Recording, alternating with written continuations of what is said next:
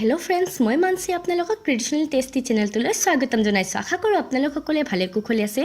তো फ्रेंड्स আজি মই আপোনালোকৰ লৈ আহিছো ৰঙালাও সৈতে বনোৱা কণীৰ এটা বিশেষ ৰেচিপি যিসকল সৰু ল'ৰা ছোৱালী বা ডাঙৰে ৰঙালাও খাই বেয়া পায় তেওঁলোকক এই ৰেচিপিটো এবাৰ বনাই খুৱাবচোন নিশ্চয় খাই ভাল পাব তেনেহলে আহকচোন फ्रेंड्स টাইম ওয়েষ্ট নকৰি ঝটপট এই ভিডিওটোৰ আৰম্ভ কৰো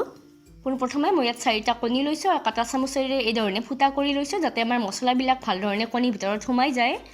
তো মেৰিনেট কৰিবলৈ মই ইয়াত ব্যৱহাৰ কৰিছো অকণমান নিমখ আৰু অকণমান হালধি গুড়ি আৰু এইখিনি হানি পিনে মই ৰেষ্টত থৈ দিম তো फ्रेंड्स মই আগতেও কৈছো আৰু এতিয়াও কও আপোনালোকে মেৰিনেট যিমান ধুনীয়াকৈ কৰে হিমানে আমাৰ ৰেচিপিখন খাবলৈ টেষ্টি হয় মেৰিনেট কৰি পিনে মই 10 মিনিট মই ৰেষ্টত থৈ দিম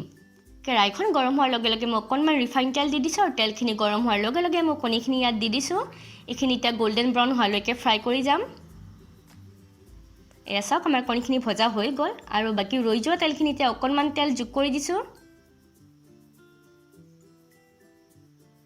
আৰু এতিয়া মই ইয়াত গোটা মছলাখিনি দি দিছো গোটা মছলাৰ ভিতৰত মই ব্যৱহাৰ কৰিছো এখিলা তেজপাত দুটা লং দুটা দালচিনি আৰু দুটা ইলাইচি আৰু ইয়াৰ লগতে তিনিটা পকা জলকীয়া এটা মিডিয়াম সাইজৰ পিয়াজ সৰু সৰুকৈ কাটি লৈছিলো এইখিনি একেলগতে যোগ কৰি দিছো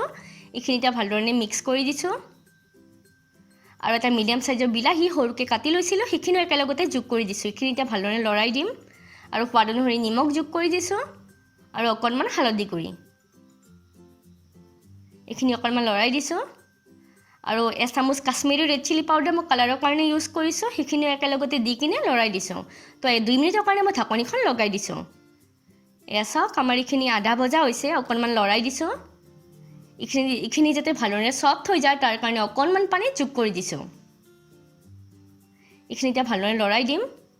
আৰু 2 মিনিটৰ কাৰণে ঢাকনিখন লগাই দিছো এসা কামাৰিখিনিৰ পৰা তেল ওলাইছে আমাৰ এইখিনি সিজি গৈছে আৰু 200 গ্ৰাম ৰঙালাও মই ৰুকনিৰে ৰুকি লৈছিলো কেঁচা ৰঙালাও সেইখিনি একেলগতে যোগ কৰি দিছো এইখিনি এতিয়া ভালদৰে মিক্স কৰি দিম তো फ्रेंड्स আপোনালোকে গেছৰ ফ্লেমটো হাই কৰি দিব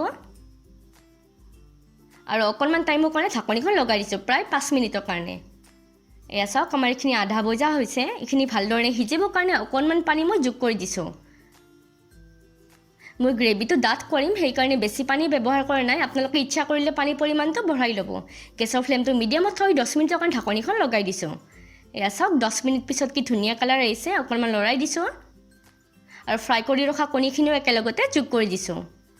এইখিনিতে ভালদৰে লৰাই দিছো আৰু মছলা পাতি যাতে ভালদৰে সোমাই যায় তাৰ কাৰণে 5 মিনিটৰ কাৰণে ঢাকনিখন লগাই দিছো গেছৰ ফ্লেমটো মিডিয়ামত থৈ পিনে এয়া চাওক 5 মিনিট পিছত কি ধুনীয়া কালাৰ আহিছে লোভ লাগি গৈছে ন দেখিয়ে আৰু এতিয়া মই হেকত অকণমান গৰম মছলা দি দিছো এতিয়া ভালদৰে মিক্স কৰি দিছো আমাৰ ৰেচিপি ৰেডি তো फ्रेंड्स আমাৰ ৰেচিপি ৰেডি দেখিছেনে দেখিবলৈ যিমান ধুনীয়া হৈছে খাবলৈ বিৰাট টেষ্টি হৈছে আপোনালোকে এই ৰেচিপিটো গৰম গৰম ভাতৰ লগত এবাৰ ট্ৰাই কৰিবচোন আৰু মোক কমেন্ট সেকশনত জনাব খাই পিনে কেনেকুৱা পাইছে লগতে আজিৰ এই ভিডিওটো চাই যদি ভাল পাইছে তেনে প্লিজ লাইক কৰি দিও ফ্ৰেণ্ডছৰ লগত ভিডিওটো শেয়াৰ কৰিব আৰু আমাৰ চেনেলটো সাবস্ক্ৰাইব কৰিবলৈ একেবাৰে নাপাহৰিব দেই তেনে আজিলৈ আহিছো বাই বাই ফ্ৰেণ্ডছ জয় আই অসম